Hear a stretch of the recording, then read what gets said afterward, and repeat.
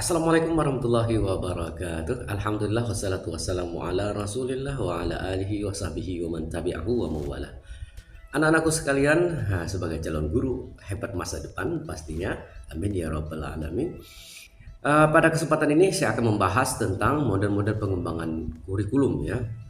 Dan ada pun kemampuan akhir yang kita harapkan dalam pembahasan ini adalah kita mampu membedakan atau membandingkan berbagai model-model. Pada kesempatan ini saya akan menjelaskan dua tokoh ya pakar pengembangan kurikulum, yaitu Hilda Taba dan Baisham ya. Oke, Hilda Taba. Yang pertama kita lihat basic problemnya, kemudian kenapa dia mengambil langkah-langkah ya pengembangan kurikulum seperti apa. Oke, yang pertama bagi Hilda Taba melihat proses pengembangan kurikulum yang dilakukan pada saat itu dilakukan secara deduktif, artinya top down ya, dan ini memiliki konsekuensi yang luas ya, seperti yang terjadi ketidaksesuaian antara perencanaan dan implementasi empiris. Dan kurikulum yang dihasilkan cenderung sangat general dan abstrak, sehingga sedikit sekali memberikan keseimbangan pada pengalaman belajar ya. Melihat konsekuensi yang sangat serius bagi Hilda Taba, sehingga dia menawarkan model inverted model, dia menamakannya, yang artinya adalah model terbalik. Terbaliknya adalah jika sebelumnya dilakukan dengan top down atau deduktif, maka dia menawarkan model induktif, yaitu dari grassroots, dari bawah ke atas. Adapun langkah-langkah yang dia tawarkan, yang pertama anak-anakku sekalian adalah membuat unit-unit eksperimen ya, yang dilakukan oleh guru-guru.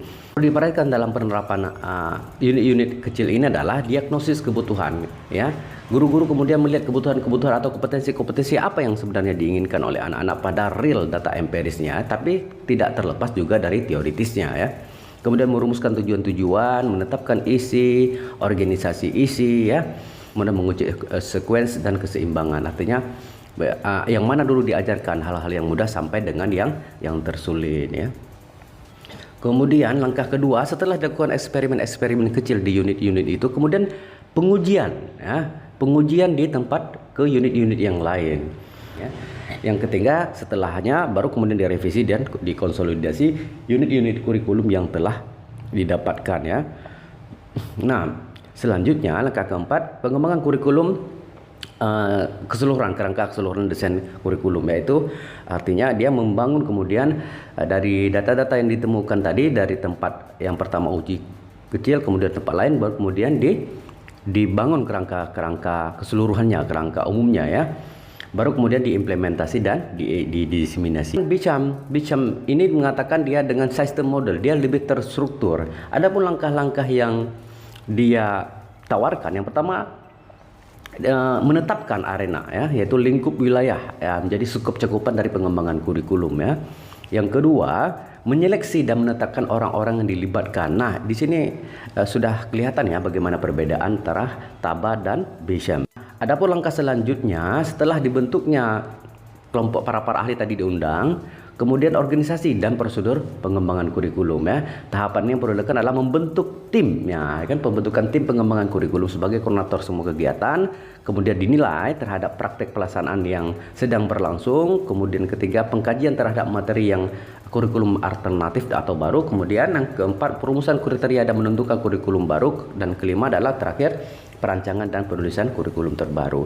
Implementasi diterapkan, baru yang kemudian yang kelima adalah terakhir dievaluasi. Di sini kita akan melihat perbedaan ya, sudah kelihatan perbedaan bagaimana. Nah, lebih jelasnya kita akan melihat di sini dalam tabel persamaan dan perbedaan antara Taba dan Baisham ya.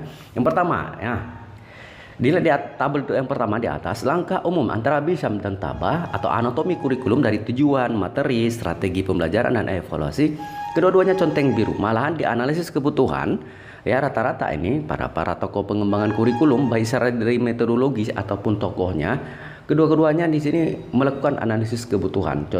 Lebih dalam lagi kita lihat aspek terkecil lainnya seperti pendekatan. Nah, ada antara Taba dan Baisham di tabel kedua ya. Dari segi pendekatan ini beda banget teman-teman. Kalau Baisham dari deduktif, sedangkan Taba dari induktif ya, dari grassroots, dari bawah. Sedangkan Baisham yang tadinya dia mengundang para ahli yang dari atas ya, para pakar, kemudian baru diterapkan ke bawah. Adapun dari aspek awal proses, nah dua-duanya memiliki persamaannya itu keduanya memuat analisis konteks awal atau analisis kebutuhan, tapi Taba memulainya dari kebutuhan peserta didik. Adapun Bisham dimulai dari perumusan tujuan pendidikan yang tadinya dihadirkan para pakar, para ahli tadi ya. Oke, yang selanjutnya adalah peran guru. Nah, Taba guru sangat berperan sebagai inisiator, kan Bisham guru hanya menjadi pelaksana atau implementator utama. Adapun struktur model, Taba lebih fleksibel dan kontekstual ya, karena tadi berangkat dari grassroots, sedangkan Bisham lebih struktural dan administratif. Ya. Aspek tujuannya, Taba disusun setelah analisis kebutuhan. Bisham tujuan ditetapkan lebih awal. Dan terakhir adalah evaluasi. Antara Taba dan Bisham, dua-duanya menerapkan evaluasi adalah pada tahapan terakhir ya. Mudah-mudahan bermanfaat ya dan mudah dipahami ya. Assalamualaikum warahmatullahi wabarakatuh.